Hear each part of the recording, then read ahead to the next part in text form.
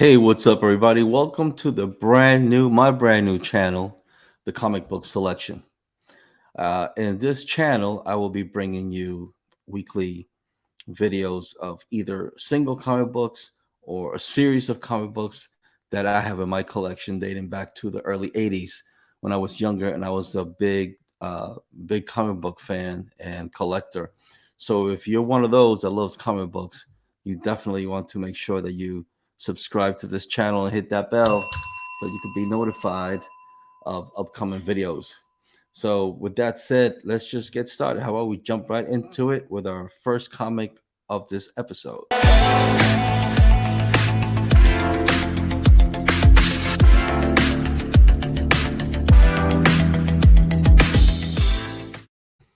All right. So, how you like our brand new intro? Everything is brand new today. The background. Hopefully, I'll get better as I go along. I've never really done this before. I have a show on YouTube with a pal of mine, just in case. Two Transit Misfits is on YouTube and Facebook. Might want to go check that out. Subscription will be on the bottom of this video. But this channel here is basically all about comic books dating back to the 80s. I think I might have something maybe a little further back than that.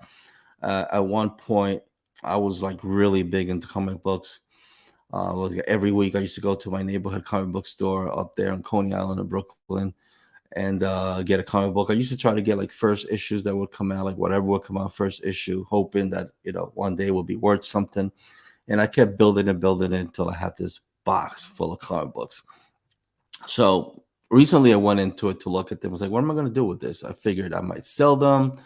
Um, I went through this old book, but not really into like pricing it. I think I know a lot of things have changed since back when I used to collect.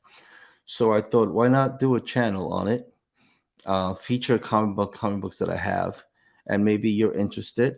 If you are interested, you could hit me up on the email below, the comic book selection at gmail.com, with any questions about whatever comics you see here.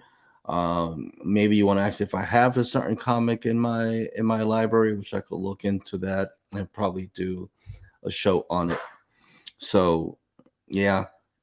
So the first comic book that we're gonna do today, it's like I went into the box and grabbed this one. This is a four-part miniseries from a DC comic, and that is Red Tornado. Oh, this four-part miniseries, Red Tornado.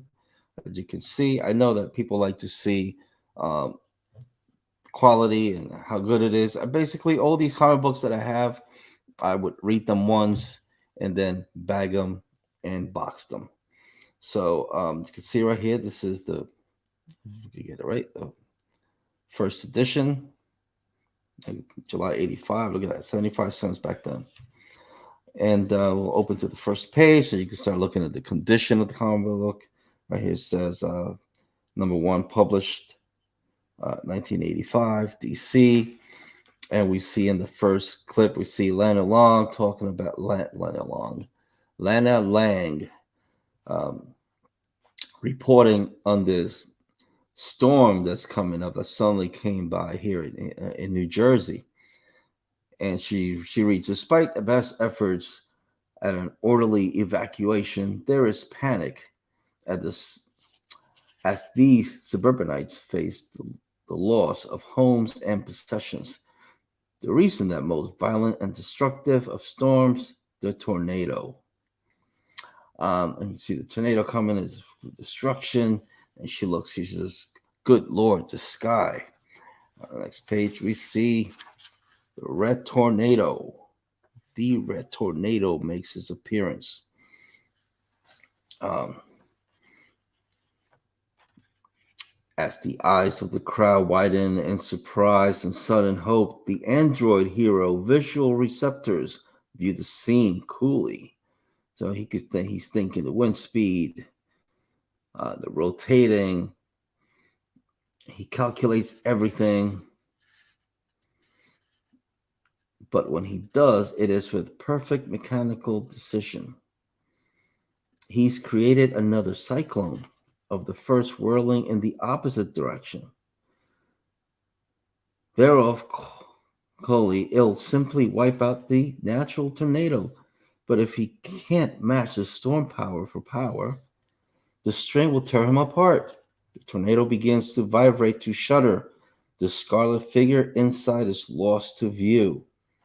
The storms drown and swell, overwhelming all other noise. It convulses twice like a drunken god, then suddenly, whoosh, he stops the storm. She's asking if he wants an interview. No, he says no. So he's kind of, people looking at this android kind of a superhero. Say, wow, remember these? You go here's an ad for the comic book, a 4-part miniseries from DC Comics. So looking back, Red Tornado was an inactive member of the Justice League of America. He was created by Thomas Oscar Morrow. That was part of a plan to destroy the Justice League and the Justice League Society. But then, he turned against the creator and began to rescue other heroes. Subsequent history, Android he was terminated twice, and both times later he was reactivated, once by Morrow himself and once by the Construct, which you can see over on the left part right here.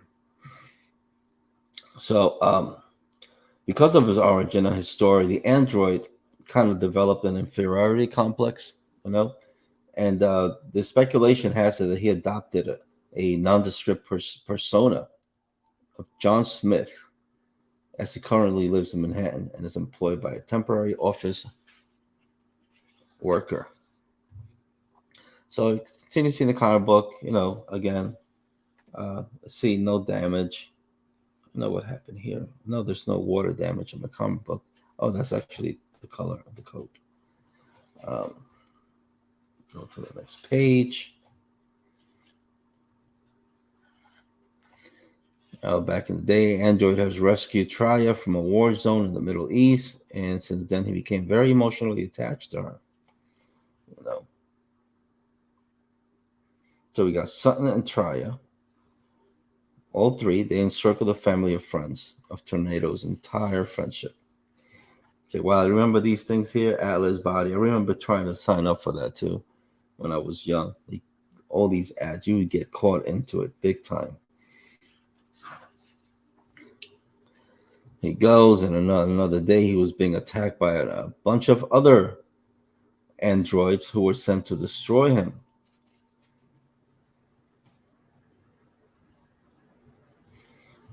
They got to see who he was, as you see over here, target located and locked in, commenced execution. So they already knew who he was because he is an android and androids know androids. So they noticed who he was. It's Red Tornado. See that? He tells them, so such are your intentions. Let us see if you can fulfill them. And of course, they fight against them, and he destroys each and every one of them.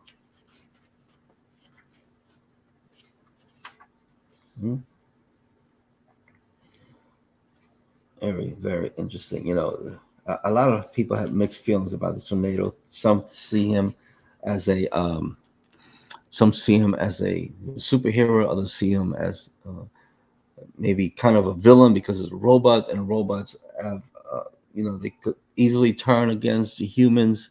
So that was a very big worry that people had when dealing with the Red Tornado. Continue. Next pages. And towards the end, we see that the Red Tornado was asked to come outside by none other than Superman and the rest of the Legion of superheroes.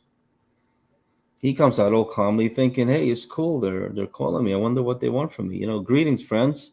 What calls us together tonight?" So Superman tells him, "We have been discussing your record, which is spotty at best, And we have reached an agreement. You have always been unreliable, and the potential for mechanical failure is great. The events of the day make it clear you have become a menace. We hereby direct you to cease any and all activity as a superhero, effective immediately. That's Superman talking to him. He ain't playing no joke. He ain't playing. He continues by telling them, our decision is final. Any such activity on your part will force us to imprison you or dismantle you. That is all. So, of course, he's going to feel, you know, a little weird about why would they want to do this when he's been doing nothing but trying to help. He tries to stammer a response, but then nothing comes out, so he just takes off. Guys, super here, they're like wondering like if there's something else that they wanted to tell them, but they'll just wait and wait it out and see how he reacts. So you can see that's things that are happening in the first episode, first comic, uh, number one. Move on to the second one. Again, if if you're interested, if you like what you see here, or you're interested in the comic books that I am featuring on my show, just remember to send me an email at thecomicbookselection@gmail.com with your questions, um, or anything else about anything that you're watching here. And hey, feel free, right? So we continue with this feature here. This is the second one now. Pardon me, that's my cat. The second one now. Here's number 2. That's the second one right there. Red Tornado. And at this point, when this comic book, DC was celebrating their 50th anniversary. As you can see, you don't see it on this one, but you see it on this one. So now when I got this, they started their 50th anniversary celebration. But here we see the Red Tornado in the cover. Seems to be shattered, and you're going to see what's going on.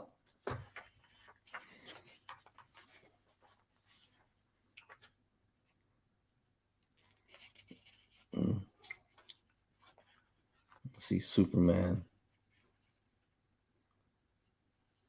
Superman over here, he wants to help out this kid, but he seems to be annoyed by the kid. He doesn't ask. He just goes and breaks into the kid's equipment or the man's equipment and takes something from him. You know, it's kind of weird for Superman to be acting strange like that. Well, you see, he takes this from the plane and he's right in the sky. People are like, "What's he writing?" So, what's he writing? Let's go right here. And he writes, Red Tornado, meet me at Brooklyn Bridge urgently. Need your assistance on important case. So of course, Red Tornado is like, he needs my assistance. He needs me. So he's filled with sudden hope. He speeds towards the East River. And there he tells them, remember last night when a bunch of your old JLA buddies told you to stop being a superhero? Yes, but I know you didn't really mean it. Oh, but we did. So he continued and tells, oh, and we don't appreciate your ignoring our advice. That was, and he rips his arm right off, man. He rips his arm right off. He says, that was my arm, Superman. It sure was. Want to see the other one? And he rips off the second one. Not 10 hours ago, we told you you were retired, but here you are, still in costume, still doing your mixed master act. Is it any wonder we're annoyed? Now, next time your friends have a little career suggestion for you, next time, and he rips Red Tornado's head right off. Maybe you'll listen. Next time, and he chuckles. Yo, Superman being a little bitch there, huh? Oh, like he just don't want to hear it. Throws them into the ocean. So innumerable bodies lie unmarked and unmourned in the cold, still waters of the East River. Today, it seems the red tornado joins them. But of course, hold it. Did we say still waters? And you see the parts are mixing, moving around, and he comes out the water. I live. Self-repairing circuits have done their work on his body, but they can do nothing for the agony in his mind. So he's probably feeling upset, anger that Superman and the Justice League of America wouldn't want him to work with them. So, you know, what can you do? What is he going to do? What is he going to do? So, folks, uh, just that's the story continues, of course. And again, I'm trying to feature comic books as we go along that I have. I can see that in pretty good condition, I would say. No tears. Uh, so that's number one. Got number two. Here's number three, the cover. Third one of the series. Please join. Don't desert me. We may be the last two humans left to fight the construct. Haven't you learned by now? I am merely another machine. So it seems like he's turning on being a good guy. I don't know. Like I said, I read this comic books a long time ago. I might just start reading them again. But at the front of the prologue, it says, once he called himself John Smith and sought to pass among humanity as an equal. Yesterday, he angrily renounced his pretensions to humanity, declaring mankind callous and hateful, and being human altogether worthless.